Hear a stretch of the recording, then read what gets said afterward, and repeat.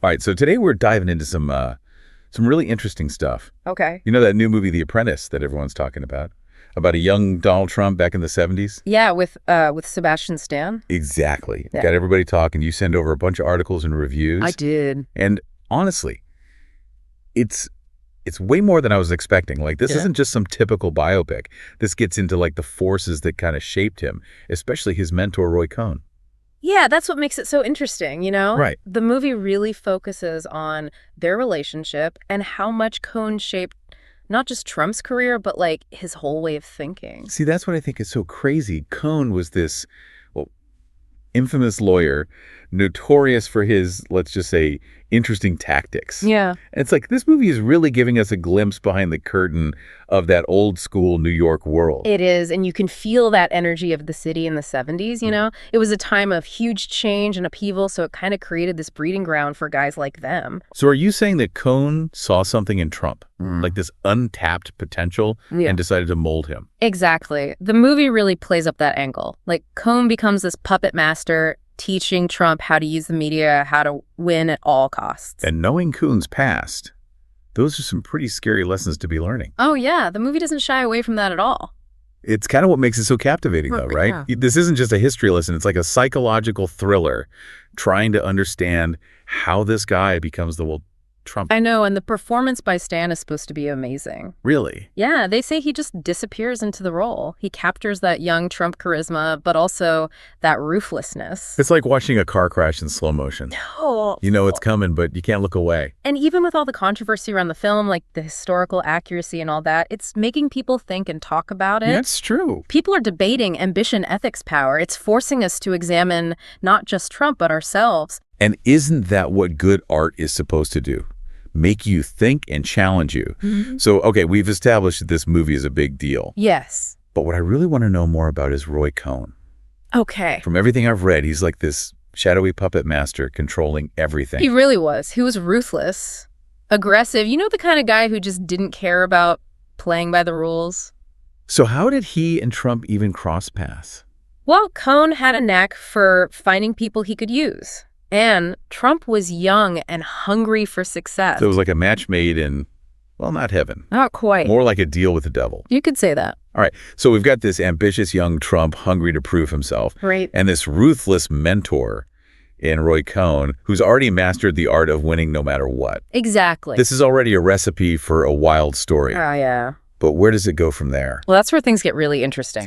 So Cohn's this master manipulator, this legal shark in a sea of power brokers. But what did he actually teach Trump? What were those Cohn Lessons 101 that shaped him? It wasn't just legal maneuvering. It was a whole philosophy. The sources I read described how Cohn emphasized the importance of cultivating a certain image, projecting strength, never admitting weakness, even if it meant bending the truth. Oh, so that's where that comes from. The never back down, always double down approach we've come to know. Exactly. And Cohn lived by that. He was famously known for his counterattacks, deflecting criticism with even harsher accusations. It was a playbook he seemingly passed down to his protege. That's wild. So it wasn't just about winning in court. It was about controlling the narrative, Yeah. right? Shaping public perception. You hit the nail on the head. Cohn was a master of using the media to his advantage. He understood the power of headlines, of creating a spectacle. And that's something else we see in Trump's career, this almost uncanny ability to dominate the news cycle. The film implies that Cohn drilled that into him. That being the center of attention, even for the wrong reasons, was better than fading into the background. It's fascinating and a little terrifying to think that those tactics honed in the 70s are still so relevant today. And that's what makes this film more than just a historical piece. It's a study of power dynamics that resonate even now. Cohn understood that power wasn't just about who had the most money or influence. It was about who controlled the narrative, who shaped the conversation. And that's a skill set that translates beyond real estate or politics, right? It's about influence, persuasion, knowing how to play the game, whether it's in the boardroom or on the world stage. You're absolutely right. And it raises some uncomfortable questions about the nature of leadership itself. What happens when ambition becomes untethered from ethics? When winning is the only thing that matters? That's the conversation this film ignites. It's about those gray areas, those moral compromises that can have far-reaching consequences. And it's not just theoretical. We see the repercussions of those choices playing out on a grand scale in Trump's later career. The film doesn't explicitly connect those dots, but it certainly invites the viewer to consider them. It's like we're looking at the genesis of a certain kind of power dynamic, one that continues to shape our world today. It's chilling, to be honest. It is. But it's also a wake-up call. The film encourages us to look beyond the surface, to understand the forces that shape our leaders, and to be critical of the narratives we're being sold. So we've talked about Cohn's influence, the tactics, the lasting impact. But how accurate is this portrayal? I mean, it's a movie, right?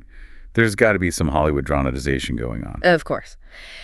And the sources we have are mixed on how much creative license the filmmakers took. Some critics argue that the film oversimplifies complex historical events, while others say it captures a certain truth about the era and the characters. So how do we separate fact from fiction? How much of The Apprentice is history and how much is, well, Hollywood? That's where things get really interesting. That's the million-dollar question, isn't it? It is, and it speaks to a larger issue we often face in the age of information overload, right? How do we discern truth from fiction, especially when it comes to figures as polarizing as Donald Trump? It's like everyone brings their own baggage to this, their own opinions, preconceived notions. How do we even begin to unpack that? Well, that's where critical thinking comes in. We can't just accept everything we see on screen as gospel. We have to compare it with what we know from reliable historical sources, consider the filmmaker's intentions, and be aware of our own biases. So it's like a giant puzzle, and we're getting pieces from different sources, different perspectives, and we have to put it all together ourselves. Exactly. And that's why this film is so fascinating. It's not a documentary. It's not a history book. It's a work of fiction inspired by real events and real people. Which means it's designed to entertain, first and foremost, right? Right. And there's nothing wrong with that, as long as we, the viewers, are aware of the difference. Yeah. The danger is when we start blurring the lines between entertainment and reality. So how do we avoid that trap? How do we appreciate the film, the performances, the story, without taking it all literally? By being informed viewers, by digging deeper, reading more, engaging in thoughtful discussions like this one. The film can be a springboard for further exploration, a catalyst for learning more about the real people and events that inspired it. That's a great point. It's like The Apprentice might not be a history book, but it can inspire us to open one. Exactly. And in doing so, we become more informed citizens, more critical thinkers, better equipped to navigate the complexities of our world. Which, let's be honest, is a skill set we could all use a little more of these days. Absolutely. And I think that's something this film does brilliantly. It doesn't offer easy answers, but it does force us to ask the tough questions. Questions about power, ambition, the price of success, and the legacy we leave behind. It's like that saying, those who cannot remember the past are condemned to repeat it, right? Precisely.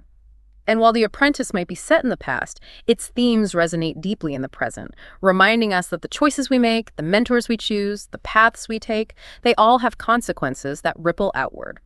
So what's the final takeaway here? What do you want our listeners to walk away with after this deep dive into The Apprentice? I think the most important thing is to remember that this film, like all art, is open to interpretation. There's no right or wrong answer, no definitive reading. It's up to each of us to engage with the material, grapple with the ideas, and come to our own conclusions. And maybe, just maybe, in the process, we'll learn a little something about ourselves along the way. Now you're talking. It's about self-reflection as much as social commentary. It's about examining our own relationships with ambition, power, and the figures who influence our lives. This has been quite the journey. We've gone from a seemingly straightforward movie about a young Donald Trump to a deep dive into the nature of power, mentorship, and the importance of critical thinking. Thanks for guiding us through this. I always appreciate your insights. The pleasure was all mine.